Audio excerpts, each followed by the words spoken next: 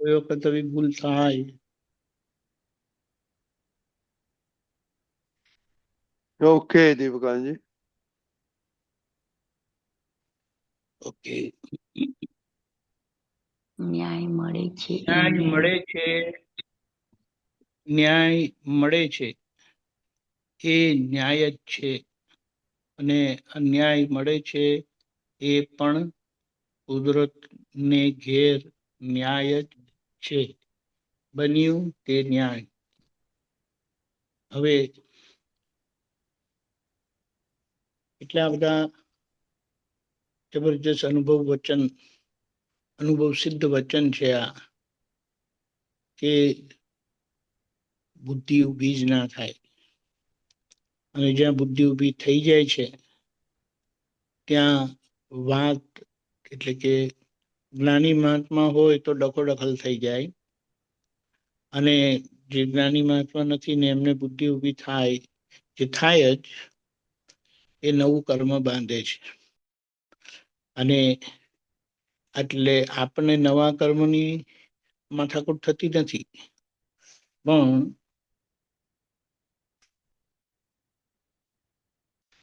આ જે ડકોડકલ થઈ જાય છે ને, વ્યવસ્થિત આજ્ઞા ચુકાય છે, જે બને છે એનો સ્વીકાર થતો નથી, એને વ્યવસ્થિત કરીને સમજાતું નથી, મનાતું નથી, સ્વીકારાતું નથી, એટલે સામા ચોક્કસ દોષિત દેખાય જ. પછી બોલે ખરા નિમિત્ત કરીને, નિમિત્ત કરીને બોલીને પણ મહી સામાને દોષિત જુએ. ના થાય ને આવું કોઈ દિવસ? થાય જ છે આવું. ને અહીંયા એ વાત સમજવાની છે કે આ કાળની બુદ્ધિ એવી છે ને કે આમે બોલે ને આમે બોલે, અને મુદ્દામાં સામાન્ય દોષિત દેખાડીને જ રહે.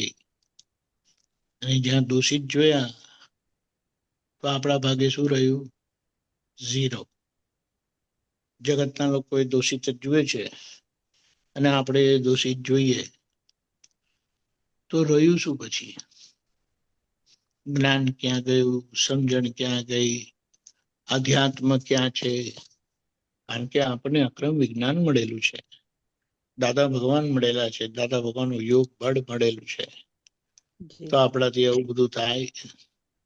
આના લીધે આમ થયું, આના લીધે તેમ થયું, હમણે આવું કર્યું, પેલા તેવું કર્યું, આવા વચનો આપણા ના હોય. મેં તો ક્યારે પણ દાદા પાસે આવું સાંભળ્યું નથી, દાદા ભગવાન પાસે. સમજાયું? હવે એકદમ બેઝિક આપણે વાત કરીએ કે આપણા રોજબરોજના વ્યવહારમાં જ મેં આમ કર્યું, મેં તેમ કર્યું, મેં પેલું કર્યું, મેં આ કર્યું, એનો વાંધો નથી. આપણે અંદર જાગૃત તો રહેવાનું જ છે, અને અંદરની જાગૃતિ નથી તો પછી ક્યાંય કશે ને કશે આ ભૂલ થઈ જશે. પણ જ્યારે વસ્તુ બને છે એટલે સંજોગ ભેગા થઈને જે કઈ કાર્ય થાય છે, અને જેમાં આપણને ભોગવટો આવે છે, જે ભોગવટાની અસર થાય છે, એ અસરનો ભાગ આપણો નથી. એટલા માટે શું કીધું?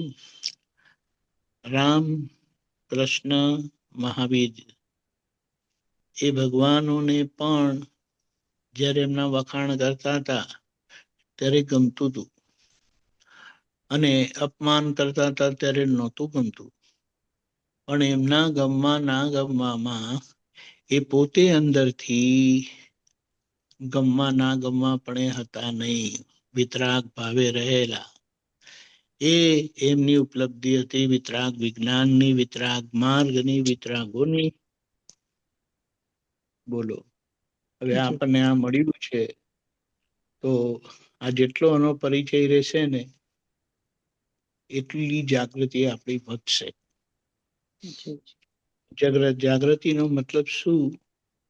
કે એક અવેરનેસ આપણી અંદર ખુલ્લી થયેલી છે જ, અને એ દાદાની કૃપાથી થયેલી જ છે. એ જાગૃતિને એક જગ્યાએ વાપરવી એને ઉપયોગ કહેવાય.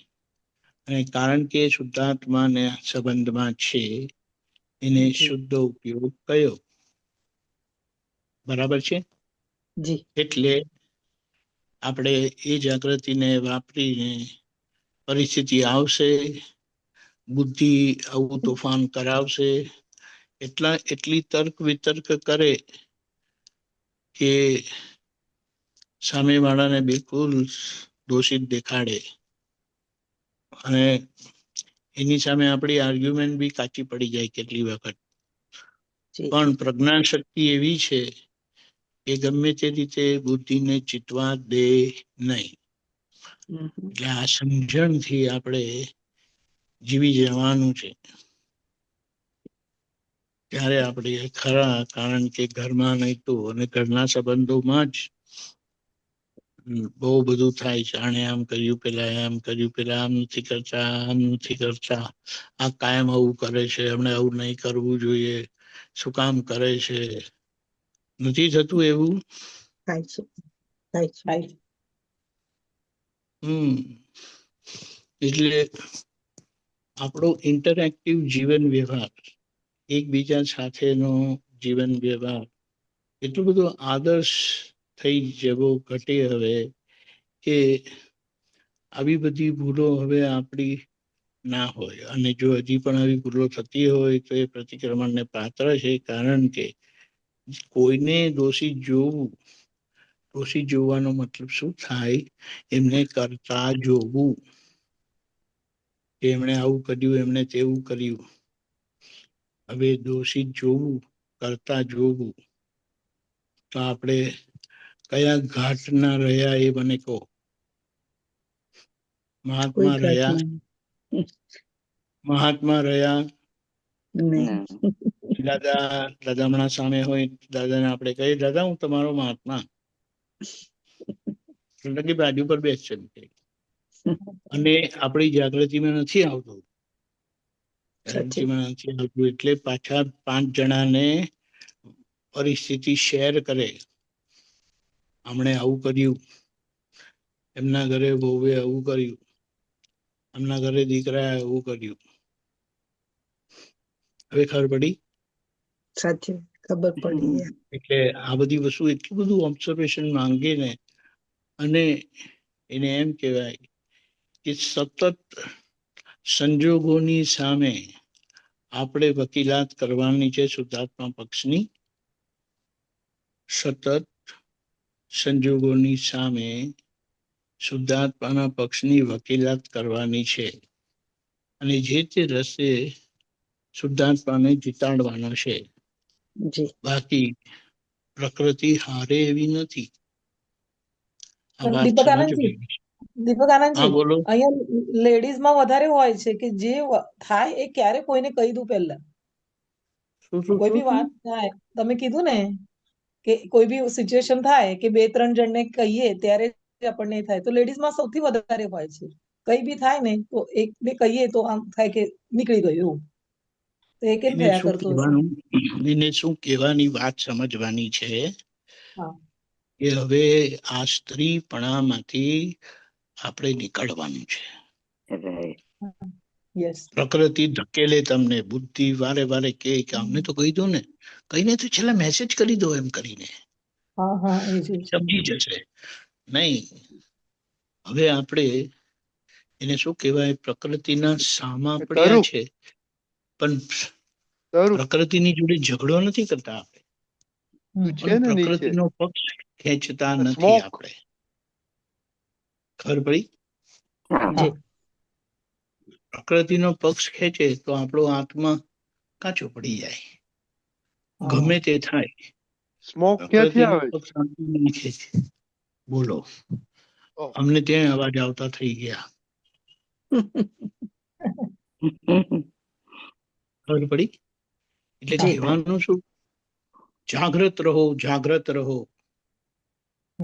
દાદાના મહાત્મા છે, મહાવીરના વારસદાર છે આપણે કહેવાય, અને બિલકુલ ગપ્પુ નથી. એટલે આપણે દાદાની લાજ રાખવાની છે, મહાવીર ભગવાનની લાજ રાખવાની છે.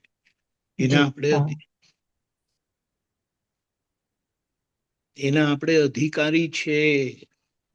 એટલે પોતાની જાતને નાના માનશો નહીં. એક જ વ્યક્તિ આવી દ્રષ્ટિથી જીવે તો કંઈક લોકોનું એમને કલ્યાણ થાય. જય સચ્ચિદાનંદ. જય સચ્ચિદાનંદ. જય સચ્ચિદાનંદ. સચ્ચિદાનંદ કરાણાજી. જય સચ્ચિદાનંદ. प्रातः विधि. श्री सिमंदर स्वामी ने नमस्कार नमस्कार नमस्कार. श्री सिमंदर स्वामी ने नमस्कार नमस्कार नमस्कार. श्री सिमंदर स्वामी ने नमस्कार नमस्कार नमस्कार. श्री सिमंदर स्वामी ने नमस्कार नमस्कार नमस्कार.